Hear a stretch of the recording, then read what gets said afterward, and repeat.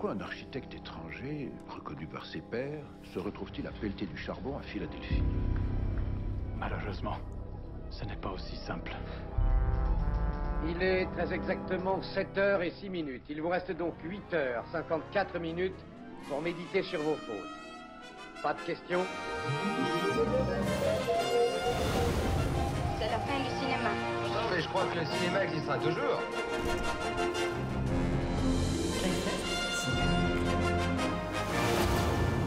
Vous seriez pas dans le cinéma, vous? Bah si. Breakfast. Ciné. Club. Breakfast Ciné Club. Bonjour à toutes et à tous, soyez les bienvenus dans ce nouvel épisode du Breakfast Ciné Club. Le trio légendaire est réuni autour de cette table. Elle a le regard pétillant et l'esprit affûté. Arrête. Son avis a beau n'engager qu'elle, elle a quand même souvent raison, il faut bien le reconnaître. Bonjour Marie Palot. Mais bonjour, comment ça va? Et ces intros là, j'adore. Oh bah écoute, J'adore. on a fait du cousu humain hein, Ça a bossé, cette fois-ci, ça va bien? Ça va très bien, merci. Bon, super, ravi que tu sois là avec nous. De par sa taille impressionnante, il peut à la fois envisager le monde avec un peu plus de hauteur que nous tous, en prenant son petit-déj également sur la tête de Tony Parker. Il déteste les films d'horreur, mais il nous fait rire quand on le voit en regarder. Terry LTM, bonjour. J'aime beaucoup cette intro, c'est trop stylé, trop cool. C'est une bonne façon de commencer la journée après les embouteillages. Voilà, et puis il faut bien rire un petit peu pour commencer cette émission. Alors pour ma part, vous me connaissez, je suis Joe Hume. Terry, Marie et moi-même aujourd'hui, nous allons nous attaquer à un sacré morceau, car oui, on s'est pris un petit parpaing dans la figure, on va pas vous le cacher. Le film... Voilà, un énorme parpaing. Ouais. Le film dont on va vous parler aujourd'hui est une œuvre imposante, dure, sans concession, qui porte bien son titre. Nous nous sommes effectivement fait un petit peu brutaliser par The Brutalist, pour le meilleur, je vous rassure. De film de Brady Corbett avec Adrian Brody, Guy Pearce, Felicity Jones. Le fait de parler d'un film aussi titanesque est assez intimidant, mais on y va quoi qu'il en coûte. Le Breakfast Ciné Club The Brutalist, c'est parti.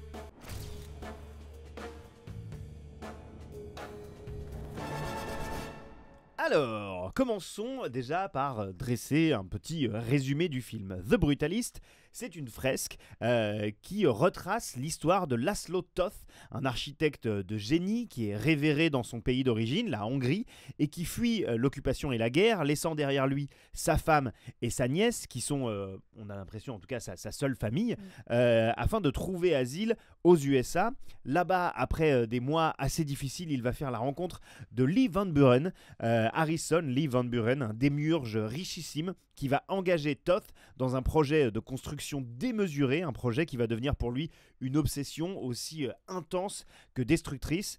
The Brutalist, en référence au mouvement architectural moderne initié par Le Corbusier dans les années 50. C'est un film dense, sombre, profond. La beauté de la création y côtoie les recoins les plus sombres de l'âme humaine. C'est un film qui va retourner quelques cerveaux, je pense, mais aussi peut-être créer des vocations chez les aspirantes ou aspirants réalisatrices et réalisateurs, parce qu'il y a quand même de sacrés morceaux de cinéma. Ça ferait presque passer, je sais pas, j'ai pensé à Oppenheimer, je me suis dit on dirait vraiment une comédie dramatique à côté de... Ah ouais, mais c'est vrai, c'est totalement ça. Il n'y a aucun problème, mais... Alors personnellement, je suis complètement rentré dedans. Je précise également que même si des éléments de son scénario rappellent le destin de deux architectes hongrois, Marcel Brauer et Erno Goldfinger, The Brutalist n'est pas du tout un biopic, c'est un film entièrement de fiction. Je dis parce que je me suis aperçu en discutant autour de moi après l'avoir vu qu'il y avait quelques incompréhensions à ce niveau. J'ai dit non, c'est pas du tout un biopic. Alors avant de développer, on va commencer par les traditionnels avis autour de la table, parce que moi je peux vous dire qu'en sortant de la projection, quand j'ai vu les têtes de Marie et Terry, j'avais l'impression qu'ils venaient de se faire rouler dessus par un 33 tonnes. Ils avaient l'air KO. J'ai hâte d'entendre vos avis maintenant que quelques jours ont passé depuis la projection. On va commencer par toi, Terry, si tu veux bien. Eh ben, c'était une claque monumentale. Ouais. Donc franchement, le film m'a retourné. Il m'a roulé dessus, dans tous les sens. Vraiment, c'était assez intense. Et c'est une expérience, ce film. Ouais. Voilà, il te prend au trip dès les premières minutes et te lâche absolument pas. L'histoire est bluffante, prenante. Il y a une intensité dramatique qui va juste crescendo. Et en fait, il y a un souffle épique, une force dans la narration qui te happe et qui te laisse complètement scotché. Alors on est à la fois fasciné, profondément touché par ce que traversent les personnages, en particulier le personnage principal. Visuellement, c'est un bijou. Voilà, la photographie, elle est sublime. Chaque plan est composé avec une précision hallucinante. On sent que chaque image a un vrai poids, une vraie intention. Il y a une esthétique brute, parfois austère. Je pense que vous serez d'accord sur le passage en Italie, juste visuellement, il assez te prend. saisissant. Et ça te fait presque mal à certains moments. Tu sais, c'est comme une sorte de rasoir que tu es en train de regarder et que tu passes contre toi, quoi. Donc le casting, c'est juste incroyable.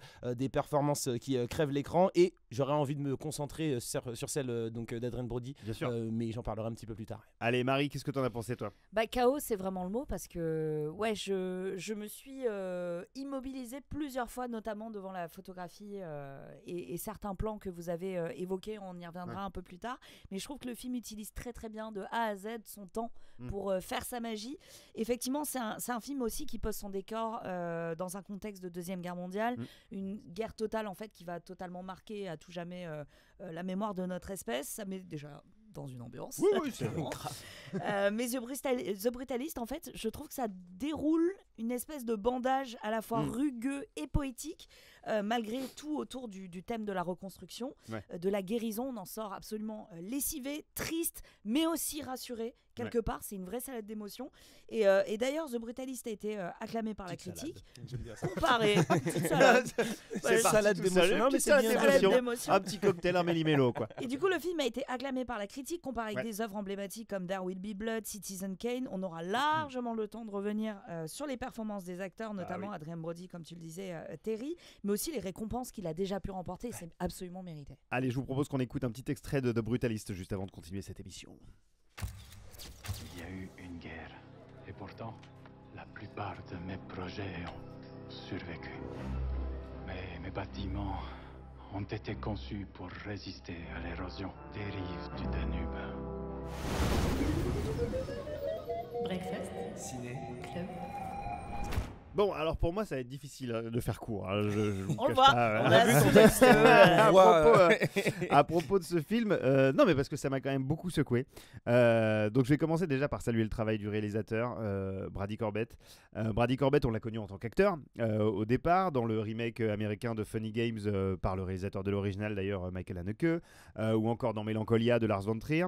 Toujours avec des cinéastes chez Greg Araki aussi, des cinéastes qui font pas forcément des films extrêmement joyeux, mais néanmoins très intéressants. The Brutalist, c'est seulement son 3e film, et déjà on y trouve un style extrêmement affirmé, sans concession. Ce qui lui a valu, on en parlait effectivement, Marie, le Lion d'argent du meilleur réalisateur lors de la dernière Mostra de Venise. 3 Golden Globes quand même, meilleur réalisateur, meilleur film dramatique, meilleur acteur pour Adrien Brody. Contrairement à beaucoup de films qui tournent autour du mythe du rêve américain, puisqu'il est question de ça aussi, de quelqu'un qui fuit son pays en guerre pour une terre promise. Essayer pour une terre promise. Je trouve que The Brutalist nous présente pas le parcours d'un personnage qui cherche spécialement à s'élever, en fait, à s'affranchir de sa condition d'immigré, de réfugié de guerre.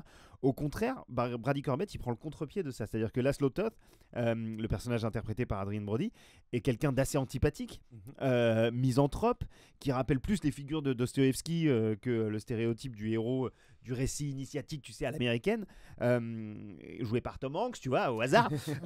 Et cette atmosphère pesante qui convoque parfois effectivement les codes du cinéma d'épouvante m'a un peu rappelé There Will Be Blood de Paul Thomas Anderson. Tout ce qu'on voit, c'est terrifiant. Tout ce qui pourrait nous sembler être une source d'espoir, à un moment, ça finit piétiné. Les personnages qui peuplent le monde de The Brutalist, pour la plupart, ont une âme quand même assez noire. Plus ils sont riches, plus leur esprit est corrompu. C'est assez sidérant, à mesure que le film avance, de voir à quel point le récit nous entraîne toujours plus loin dans l'abject. Et parallèlement à ça, il y a la femme de Laszlo, Erzsébet, qui est interprétée par Felicity Jones, qui est en état de grâce. Là aussi, on va le dire, on s'attarde beaucoup sur Adrien Brody, mais tout le casting est exceptionnel. Et Felicity Jones est incroyable, d'autant plus qu'elle se fait attendre en plus pendant toute une partie du film. C'est un personnage qui existe à travers des lettres et à travers ce que son mari en dit. Et quand elle apparaît, il se passe vraiment quelque chose. C'est la seule à comprendre cet homme, à le prendre tel qu'il est, tout en sachant qu'au bout, a priori, il n'y aura que de la solitude et de la douleur qui l'attendent. Là encore, tous les moments de bonheur sont généralement éclipsés par la fatalité. Et comme tu le disais, Terry, on est profondément touché par les épreuves que traversent les personnages. Et pourtant, le réalisateur essaye jamais d'en faire des saints, de les polir. On les découvre vraiment dans leur complexité, dans leur humanité. Ça inclut aussi les démons, les vices, les faiblesses qu'un film plus consensuel aurait peut-être gommé ou amoindri en tout cas. À aucun moment on essaye de nous tirer des larmes avec des effets de musique à violon ou la rédemption forcée. Brady Corbet, il tient sa ligne sur toute la durée du film et je trouve que c'est admirable de refuser toutes les facilités qu'on retrouve trop souvent dans ce genre de fresque. C'est pour ça aussi que je mentionnais There Will Be Blood ou le cinéma de Paul Thomas Anderson, mais surtout There Will Be Blood, je trouve que ces deux films ont des personnages qu'on suit plus souvent, qui sont plus souvent antipathiques qu'autre chose, mais c'est justement ces aspérités qui les rendent crédibles et qui nous permettent de nous identifier, à défaut de nous attacher véritablement. Donc The Brutalist, vous l'avez compris, c'est pas un film que j'ai trouvé hyper léger, c'est beaucoup à encaisser, et on pourrait pas si c'était pas hyper maîtrisé. Et pour nous immerger dans son cauchemar, Brady Corbet, il a fait vraiment un travail exemplaire sur tous les niveaux, le son, la colorimétrie, le montage, la musique de Daniel Blomberg joue aussi un rôle vraiment essentiel. Bref, pour moi, j'ai trouvé ça quasiment irréprochable. Ce film mûrit en moi depuis la séance et je le revois encore supérieur à quand je suis sorti de la projection. Tous les éléments de la création s'adaptent pour les besoins de l'acte qui compose l'histoire. Même l'entracte qui débarque au milieu du film, c'est pas un écran noir en fait, il y a un arrêt sur image sur une photo de famille, et puis derrière on entend la vie qui continue, il y a des notes de musique, on entend du brouhaha, des gens qui parlent, donc il y a la vie qui continue. C'est une respiration mais qui ne coupe pas du tout du truc, de la continuité du film. Et donc sur toute sa durée, The Brutalist offre des visions de cinéma ahurissantes. Je pense à une scène d'accident de train qu'on voit pas vraiment, en fait qu'on voit que de très loin, de très haut, comme si on était dans les nuages. En fait on n'a pas l'impression que c'est dans un autre film, tu verrais que c'est des images filmées par hélicoptère, et là en fait t'as l'impression de flotter toi-même au-dessus du truc. Il y a quelque chose de très éthéré et c'est présenté de manière très poétique en fait, même si c'est une poésie de la catastrophe. Il y a également, comme tu le mentionnais Terry, la visite d'une gigantesque carrière en Italie qui donne lieu d'ailleurs à la séquence la plus dure de ce long métrage, qui va définitivement au bout de sa vision à ce moment-là. Et The Brutalist peut être d'un coup adapté, interpréter différemment le titre du film, non seulement en faisant référence à l'architecture mais en faisant référence aussi à un des personnages. Donc Brady Corbet parle du sentiment d'être toujours prisonnier même quand tu as fui l'oppression, du rapport de force pervers qui peut se développer entre un artiste et son mécène, de la mécanique détestable des grandes familles américaines qui ont bâti leur fortune grâce au conflit armé, de l'illusion de la liberté, de la fragilité qui menace toute détermination aussi solide qu'elle puisse être. Moi je suis sorti de la salle un peu hébété, un peu sonné, mais avec la conviction d'avoir vécu une expérience de cinéma unique, vu un très grand film et assisté aussi à la révélation d'un cinéaste qui à mon avis va compter. Voilà, je vous laisse la parole. Waouh, c'est fou, je suis d'accord, je buvais tes paroles, je suis totalement d'accord avec tout ce que tu dis. Et quand je suis sorti du film, j'avais vraiment cette impression qu'il y avait beaucoup de choses qui m'étaient tombées dessus, et il fallait un certain temps pour process toutes ces informations. C'était tellement intense qu'il y avait un côté difficile un petit peu d'ingérer toutes ces informations, mais finalement moi j'ai envie vraiment de me concentrer un petit peu sur ce casting, en particulier sur Brody, parce que en effet le film dure 3h30, il y a beaucoup de sujets qu'on pourrait aborder, mais moi c'est celui qui m'a le plus touché. Alors c'est simple, Adrien Brody est juste magistral. Laszlo Toth, cet architecte qui cherche à reconstruire sa vie aux États-Unis, il le porte, ce rôle, avec une intensité et une sincérité absolument folle. Il y a une mélancolie dans son regard, une douleur qui est contenue, qui transpire dans chaque scène. Et il n'y a pas besoin d'en faire trop. Comme tu le disais, on n'a pas besoin d'en faire trop, tout passe par des silences, des micro-expressions, sa manière de se tenir, de bouger, son non-verbal finalement. Il y a aussi une forme d'agressivité et de violence dans son regard, comme s'il n'était qu'une bombe à retardement qui n'a besoin que d'un petit rien pour exploser, et on attend ce moment. On attend parce que tu vois qu'il encaisse un certain nombre de choses et tu te dis à quel moment ça va juste péter. Et c'est ce qui te met aussi dans cette situation un peu de temps, de danger. Tu ne sais pas exactement où tu es, tu ne sais pas comment ça va se passer. Et honnêtement, ça faisait longtemps que j'avais pas vu Brody aussi fort. Je pense que voilà, ça m'a immédiatement. Jusqu'à dire jamais. Hein. Bah, il y a le pianiste. Ah ouais, on va se battre là. Le pianiste, c'est fantastique, mais il a eu des hauts et des très bas. Mais je trouve que là, le pianiste qu'il a révélé, qui lui a permis donc d'obtenir cet Oscar. Et là, il y avait un peu une vulnérabilité, une profondeur dans son interprétation qui était assez similaire. Ouais. On sent que voilà, le rôle le touche personnellement, et d'ailleurs pour cause. Hein, il y a justement il a puisé dans son histoire familiale pour nourrir son jeu. De ses grands-parents, ouais. C'est et vraiment une grosse partie de leur histoire. Et on le ressent parce qu'il joue pas, on est presque dans le documentaire. On suit une histoire, tout le long, tu as l'impression que c'est un biopic. Ouais, c'est quand même pour ça que je prenais la peine de le préciser, parce qu'on pourrait le croire. Ouais. Ce qui est fou aussi, c'est que son personnage dans Brutalist, il ne se limite pas donc, à cette douleur et à ce traumatisme. Il y a une grande force, une grande puissance. C'est un survivant, c'est un homme qui veut bâtir quelque chose, qui veut laisser une trace. Et il incarne cette dualité avec une justesse impressionnante, et on est totalement embarqué avec lui, on souffre avec lui, on espère d'ailleurs avec lui. Il incarne une forme humaine du plus jamais ça. Qu'on connaît, qu'on a entendu et qu'il faut toujours répéter. Et voilà, on ne me manquera plus de respect, on ne me reniera plus, et il n'a plus à s'excuser d'être là. Il y a une scène à la fin justement avec sa femme qui incarne avec perfection ce plus jamais ça. Ouais. Et toi, de ton côté, Marie, au-delà du casting dont Terry vient de parler, je crois que c'est vraiment tout l'aspect visuel du film qui t'a un peu sidéré, qui t'a saisi, quoi. En fait, dès le début du film, t'es saisi par une citation qui apparaît à l'écran. Je ne l'ai plus exactement dans les termes, mais c'est quelque chose du genre nul n'est plus esclave que celui qui se croit libre sans l'être. Et en fait, tu sais déjà dans quelle direction. Je me souviens plus l'expression, mais en fait, je vais vous dire exactement l'expression. Non, mais je l'ai noté sur mon téléphone. Elle m'échappe, mais comme j'ai quelques notions de prose et de poésie, là, je vais vous dire, c'est peut-être ça. Pas sûr. Il y a peut-être un ou deux mots qui sont pas exactement comme ça, mais en tout cas, ça met le ton, ça met l'ambiance. Ça donne le ton. Et c'est vrai, comme tu le disais, ce qui m'a particulièrement marqué dans le film, au-delà de l'histoire qui est incroyable, hyper intense, de l'interprétation qui est au même niveau, en fait, c'est la photographie. Ils ont réussi à me passionner sur des plans d'architecture, alors que c'est vraiment pas. Non, mais c'est vrai, c'est pas mon hobby, quoi. Le travail de lumière, de béton, et en fait, le peu d'expos où je me suis rendue dans ma vie, ça m'a ramené à ça, où je me suis dit, ok, d'accord, il y a des gens qui construisent des trucs dans lesquels leur mémoire, l'histoire et tout un tas de choses vont venir se bousculer alors que c'est juste 4 murs. Et j'ai trouvé ça fascinant. D'ailleurs, je vous recommande la rétrospective, hein. Tadao Ando au Centre Pompidou, si vous êtes à Paris, si vous nous écoutez. Ça m'a rappelé du coup à quel point l'histoire, elle n'est pas enfermée seulement dans nos mémoires, mais aussi dans les bâtiments. Et tout à l'heure, on a entendu un extrait justement où Laszlo Todd dit je construis des choses qui sont restées debout et qui sont faites pour résister à l'érosion des bords du fleuve du Danube, quelque chose comme ça, hein, il me semble.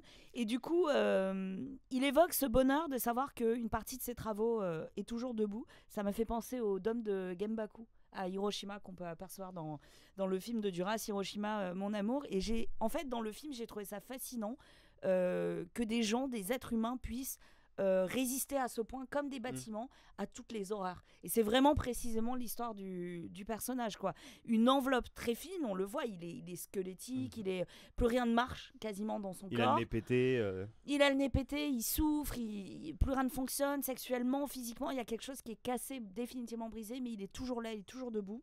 Et il n'est pas forcément sympathique, mais il est là. Et il remplit la pièce par sa simple présence, quoi. Et ça m'a fasciné. Il y a certaines scènes aussi qui forçaient des souvenirs de catéchisme. Hein. Quand j'étais jeune, où on nous parlait d'Exode. Alors, quand t'es enfant, bien sûr. L'Exode, voilà, l'Exode biblique. Et cette scène, en fait, où Adrien Brody suit en seconde position Harrison Lee Van Buren qui entraîne ses invités dans le froid, dans une marche pénible. Personne n'a envie d'être là, ils sont dans leur brandy. En haut de la colline. Il les sort de leur brandy bien au chaud pour aller tout en haut d'une colline. On aperçoit finalement cet Exode sous forme d'ombre chinoise. Il annonce déjà que Laszlo n'est qu'au début de sa peine, de son déracinement, que la récompense ne peut survenir sans un sacrifice de sa part. Et The Brutalist, finalement, a une imagerie qui m'a frappée de sincérité, de véracité. Depuis, je l'ai en tête, je ne vois plus qu'elle. C'est presque devenu une référence en fait de certains concepts qui m'échappaient et que j'arrivais pas forcément à me figurer. C'est imprimé dans ma rétine et quand je me concentre sur le son, en fait, je vois l'interprétation, la souffrance dans la voix des personnages. Tu parlais tout à l'heure d'Adrian Brody qui a suivi des mois et des mois avec un coach spécialisé, un speech coach pour son accent, etc. Bien sûr, pour l'accent, En fait, c'est sublime de justesse. Il nous fait un retour significatif. Parlons-en, on l'a effleuré voilà, en interprétant quand même 40 ans de vie d'un même personnage, d'un survivant. Sa femme, Felicity Jones, qui est si intégrée, si naturellement imbriquée dans ce nouveau monde. Pourtant, c'est celle des deux qui va comprendre très vite que ce monde les rejette, que ce monde n'en veut pas. Il y a plein de choses en fait dans le film qui sont très implicites, qui ne sont pas montrées, d'autres qui sont montrées sans détour. Et en fait, ce mélange, ça frôle vraiment le film d'horreur. L'air de rien, on n'en sort pas indemne. Et moi, c'était mon cas, ça m'a lessivé. Ouais, et puis, vas-y, Terry, pardon. En fait, c'est fou parce que tu parles de l'Exode et là, d'un seul coup, il y a le passage qui vient de me frapper. Et en fait, tu vois que le film représente également ce peuple qui après avoir fui l'horreur, va passer plus de 40 ans à se rechercher, à être rejeté, à souvent en fait tourner autour du mont Sinaï avant de finalement monter et pour finalement se dire que le seul moyen d'obtenir la liberté, c'est de rejoindre Israël, de rejoindre la terre promise. Et ce parallèle est assez fou. J'ai pas envie de spoiler le bien film, sûr, mais du coup, je pense que quand c'est hyper intéressant. très sympa. Intéressant. Et juste avant de terminer, je voudrais aussi parce qu'on a très peu parlé de la prestation de Guy Pearce, qui joue Harrison Lee Van Buren, qui est le troisième personnage extrêmement central et important de ce film, qui est pour moi le véritable brutaliste de cette histoire, et qui livre lui aussi une perf monumentale, assez incroyable, tétanisante et voilà, il bouffe l'écran, toutes les scènes où il apparaît, et d'ailleurs le rôle l'exige, c'est-à-dire que c'est une sorte de dévoreur de monde qui bouffe tout ce qu'il a autour de lui pour s'en nourrir, et voilà, il finit de compléter ce casting assez incroyable. Merci beaucoup pour vos avis et pour vos précisions sur ce film. Vous parlez parfaitement notre langue. Dans ce cas, pourriez-vous aider votre mari à se débarrasser de son accent de cireur de chaussures?